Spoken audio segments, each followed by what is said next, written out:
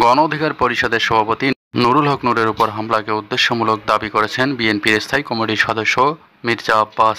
তিনি বলেন, নূরের উপর গুরুতর শারীরিক জখমের কারণে সরকারকে দ্রুত তাকে উন্নত চিকিৎসার জন্য বিদেশে পাঠাতে হবে। শনিবার দুপুরে ঢাকা মেডিকেল কলেজ হাসপাতালে নুরুল হক নূরকে দেখতে গিয়ে এসব কথা বলেন বিএনপির স্থায়ী কমিটির সদস্য মির্জা আব্বাস।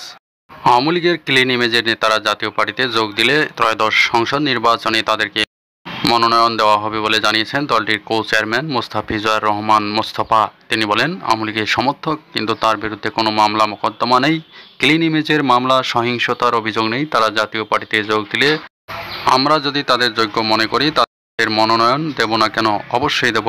আমাদের ক্যান্ডিডেট ক্রাইসিসকে ওভারকাম করার জন্য আমরা অবশ্যই তা করব।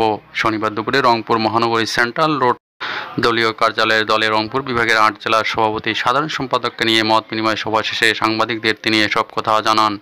জাতীয় নাগরিক পার্টির যুগ্ম আহ্বায়ক সারওয়ার তুষার বলেছেন, জাতীয় পার্টিকে ধরে যারা নির্বাচনের পরিকল্পনা করছে তারা আসলে সুষ্ঠু নির্বাচন নয়, বরং বাংলাদেশে গৃহযুদ্ধ তৈরি করতে চায়। জাতীয় পার্টি ও আওয়ামী লীগের বিরুদ্ধে জনগণের তীব্র ক্ষোভ রয়েছে। তাই এই দুই দলকে নিয়ে নির্বাচনের আয়োজনের মানে হবে নতুন করে অস্থিরতা সৃষ্টি করা। শনিবার বিকেলে পঞ্চগড় জেলা শহরের কুলি শ্রমিক ইউনিয়নের প্রধান কার্যালয়ে শ্রমিকদের সঙ্গে মত বিনিময় সভা শেষে সাংবাদিকদের তিনি এসব কথা জানান। এদিকে বাংলাদেশের রাজনীতিতে অপরাধ, দুর্নীতি ও খুনিদের কোনো স্থান নেই উল্লেখ করে জাতীয় নাগরিক পার্টির উত্তরাঞ্চলের মুখ্য সংগঠক সার্জিস আলম বলেছেন, আওয়ামী লীগ যেমন জনগণের রক্তের দায়ে কলঙ্কিত, তাদের দোসর জাতীয় পার্টিও সমানভাবে দায়ী। অভ্যুত্থান পরবর্তী বাংলাদেশে এই দুই দলের রাজনৈতিক কর্মকাণ্ড স্থায়ীভাবে নিষিদ্ধ ঘোষণা করতে হবে। আগামী কয়েক সপ্তাহের মধ্যেই বিএনপির ভারপ্রাপ্ত চেয়ারম্যান তারেক রহমান দেশে ফিরবেন বলে জানিয়েছেন দলটির স্থায়ী কমিটির সদস্য ডাক্তার এজেডএম জাহিদ হোসেন। তিনি বলেন, কয়েক সপ্তাহের মধ্যে এবং জাতীয় নির্বাচনের বহু আগেই দেশে ফিরবেন তারেক রহমান। দেশে থেকে তিনি দলকে নেতৃত্ব দেবেন। শনিবার রাজধানীর মতিঝিলে পূবালী ব্যাংকের কর্মচারী সংঘের জাতীয় সম্মেলনে এই তথ্য জানান ডাক্তার এজেডএম জাহিদ হোসেন।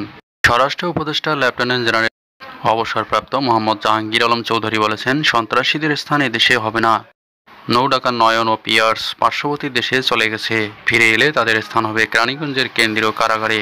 শনিবার বিকেলে মুন্সিগঞ্জের গজারিয়া থানাধীন গুয়াগাছিয়ায় অস্থায়ী পুলিশ ক্যাম্প পরিদর্শন শেষে সাংবাদিকদের বিভিন্ন প্রশ্নের জবাবে তিনি একথা বলেন।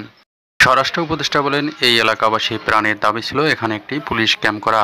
এলাকায় যাতে আইনশৃঙ্খলা পরিস্থিতি ভালো থাকে তার জন্য গুয়াগাছিয়ায় অস্থায়ী পুলিশ ক্যাম্পটি স্থায়ী করার জন্য প্রয়োজনীয় পদক্ষেপ গ্রহণ করা হয়েছে।